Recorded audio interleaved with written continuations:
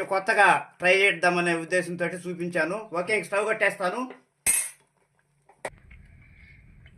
Wow, పొగలు గమ్ముతా ఉందండి. చాలా మంచి వాసన వస్తుంది.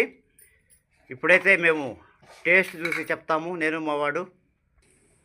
చక్కగా అండి, జోరుపప్పు పుల్కా అండి. ఇది టమోటా చట్నీ.